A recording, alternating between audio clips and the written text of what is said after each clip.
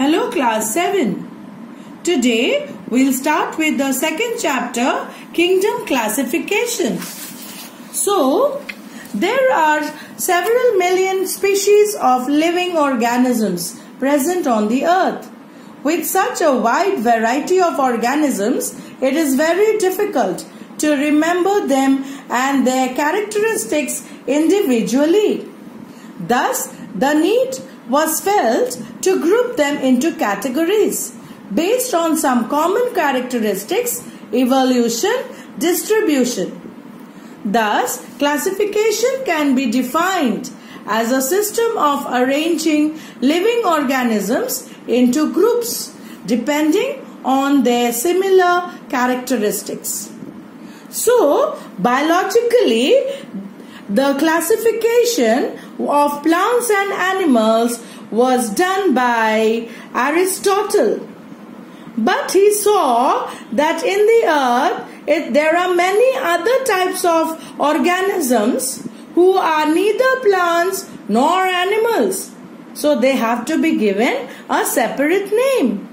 So later it was Carolus Linnaeus. Please learn the spelling, children. Carolus Linnaeus, who classified the living world into two more kingdoms like plants and animals.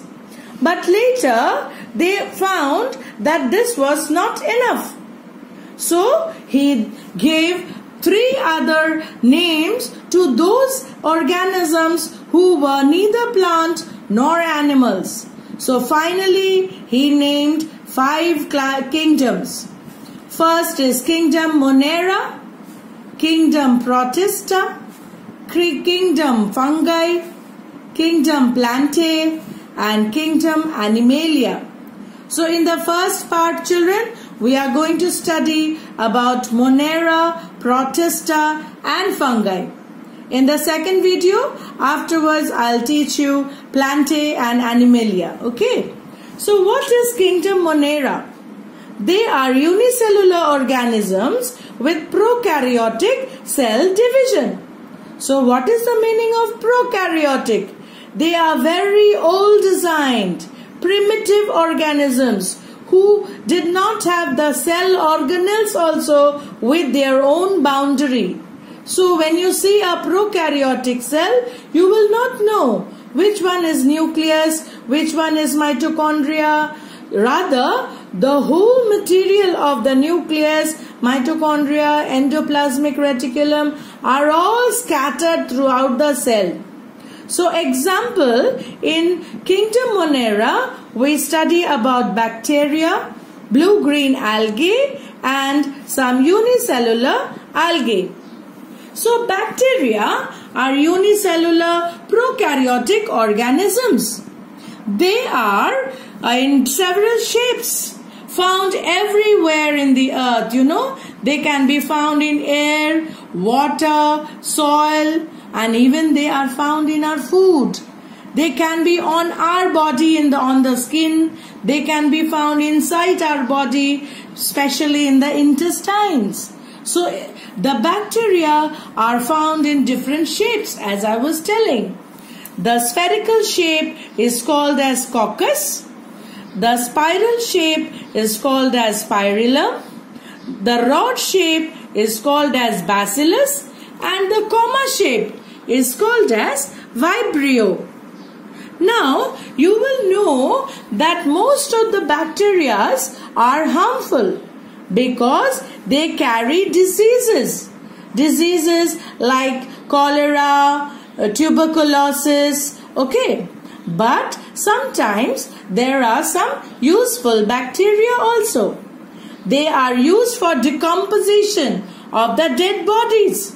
Now, in every day, children, do you just recollect how many plants and animals can die? So what happens to their dead body? So the bacteria comes from the air, from the soil and decompose them.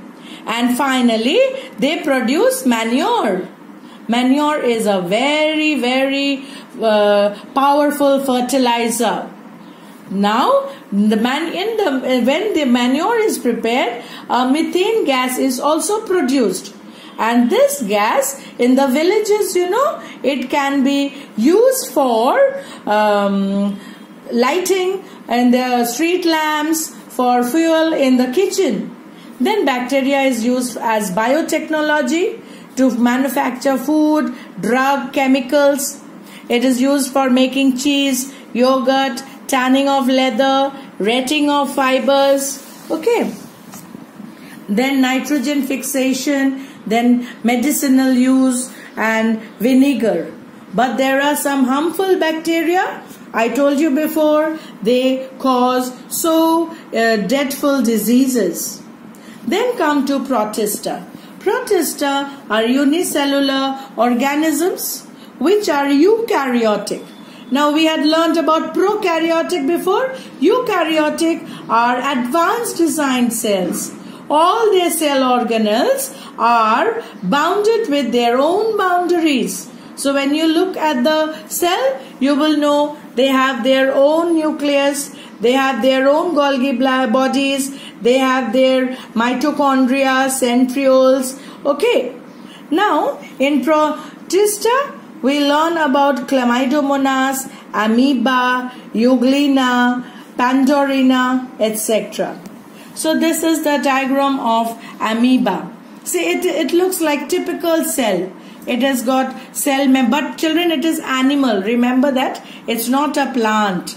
And here see, it has got cell membrane, it has got nucleus over here, there are some vacuoles, the inner space is filled with jelly-like substance called as cytoplasm, we have endoplasmic reticulum over here.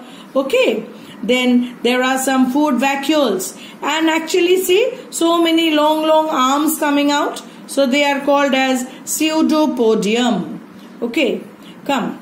Let's go to the next part. We'll see about how the animal catches the food. The amoeba, if there is a small plankton in the liver, actually the amoeba lives in the river or water in the ponds. So when there are small microscopic animals, they are called as zooplanktons. So the amoeba protrudes out to pseudopodia and surrounds it. And then it takes it inside. Afterwards, it's going to secrete its own juice and dissolve it. Okay, so this is how amoeba takes in food. So now come to kingdom fungi. Now just like amoeba also, kingdom fungi is also eukaryotic. Some only yeast here, yeast are single-celled, but most of the fungus are multicellular. In the fungus, we have examples like molds, then mushrooms, then there are bread molds which the name is Rhizopus.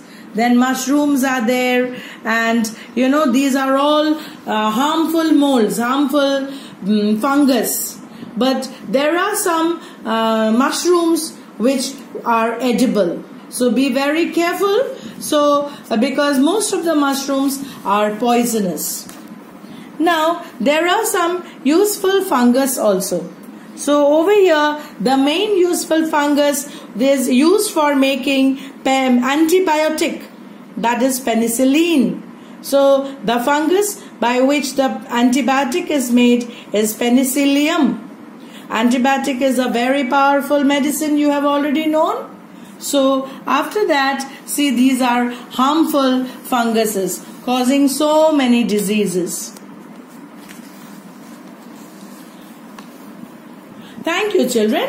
Now in the next class, we'll start the kingdom Plantae and Animalia. Okay.